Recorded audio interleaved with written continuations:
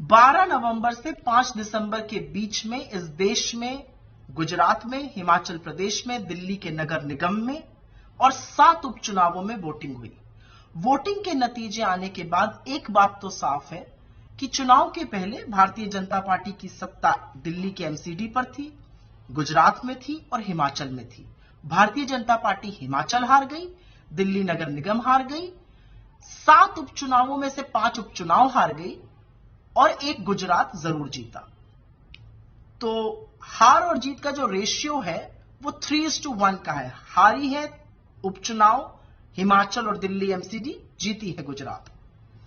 गुजरात की प्रचंड जीत है, बिल्कुल प्रचंड जीत है, उसकी बधाई देते हैं। लेकिन क्योंकि गुजरात की जीत का सेहरा मोदी जी के सिर पर बांधा जा रहा है, तो यह भी बोला जाएगा कि गुजरात में चुनाव जीतने के बावजूद भी स्थिति जस की तस है। 40 लाख लोग बेरोजगार हैं, 1.5 लाख परिवार गरीबी की सीमा रेखा के नीचे हैं, 22 पेपर लीक हुए हैं, 150 लोगों की मौत का कारण क्या था मोरबी में, कौन गुनहगार है, ये किसी को पता ही नहीं है।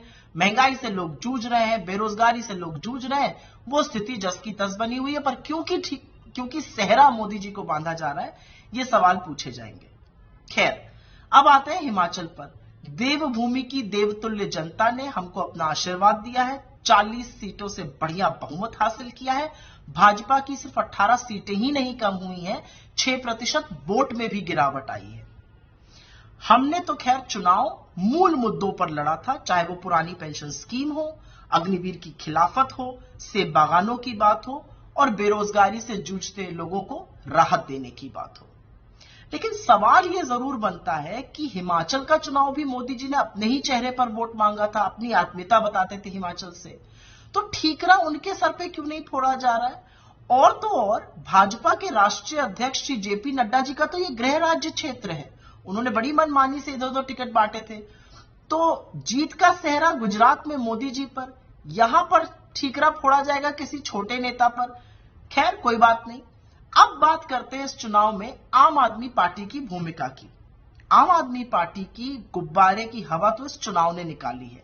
अरविंद केजरीवाल जी भविष्यवाणी करने वाले ज्ञाता बन गए थे, अखबार पे, पेपर पे लिख कर देते थे कितनी सीटें आएंगी। 90 का दावा किया था गुजरात में, 5 पर आ गए। और तो और बात करते थे हिमाचल में सरकार बनाने की, 0 वोट शेयर और 0 सीटें आई हैं। तो कोई पूछे अरविंद केजरीवाल जी से, आपने पहाड़ से पलायन क्यों किया और आप क्या सोच के गुजरात लड़ने गए थे? आप हर उस जगह क्यों जाते हैं जहां पर आप सेंध उन वोटों को मारते हैं जिसके कारण भाजपा की जीत सुनिश्चित हो जाए? खैर, ये उनका अपना मसला है और उनको अंततोगत्वा इस देश को बताना पड़ेगा कि उनकी विचारधारा क्या है। वो क्यों बलात्कारियों की रिहाई पर चुप हो जाते हैं, वो क्यों ड्रग्स पे चुप रहते हैं, वो क्यों दंगों पर चुप रहते हैं, वो क्यों बुलडोजर चलने पर चुप रहते हैं, लोग पूछना चाहते हैं। और दिल्ली की जनता ने आपको एक बहुत बड़ा सबक सिखाया। ऐसे वैसे नहीं जिताया दिल्ली की जनता ने, दिल्ली की जनता ने आपको इसलिए जिताया है क्योंकि आप एक क्षेत्रीय दल हैं। आप अपनी जिम्मेदारी का निर्वाह अच्छी तरह से दिल्ली में कर पाइए, इसलिए दिल्ली की जनता ने जिताया है, क्योंकि आपकी आदत है दोषारोपण करने की और इधर उधर की बातें करने की। खैर, जो उपचुनाव हुए उसमें से 2 को छोड़कर 5 उपचुनाव भारतीय जनता पार्टी हार गई। राजस्थान में, छत्तीसगढ़ में, उड़ीसा में, उत्तर प्रदेश में। इन चुनावी हार का मतलब क्या है कि जो मूल मुद्दे हैं, जो बेरोजगारी का मुद्दा है, जो महंगाई का मुद्दा है, जो गरीबी का मुद्दा है, जो कम आय का मुद्दा है, जो नफरती माहौल फैलाने का मुद्दा है, उससे यह देश उकता चुका है और निजात पाना चाहता है। और इसी को लेकर हम भारत जोड़ो यात्रा चला रहे हैं। तो मुझे तो उपचुनावों के परिणाम में बहुत शुभ संकेत नजर आता है। अगर आप वाकई में देखिए तो गुजरात के बाहर इस देश ने भारतीय जनता पार्टी को नकार दिया है और इसी के कारण भारतीय जनता पार्टी के मुख्यालय पर जो बढ़िया जश्न मनाया जा रहा है, वो एक्चुअली भ्रमजाल फैलाने का काम है।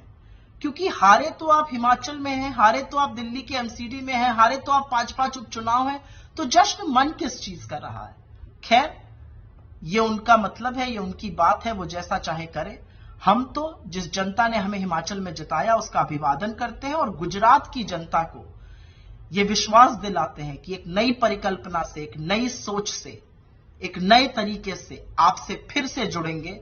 आपका विश्वास जब तक हासिल ना कर लें, दोगुनी मेहनत करेंगे और आपका विश्वास हासिल करके ही रहेंगे। बहुत बहुत धन्यवाद।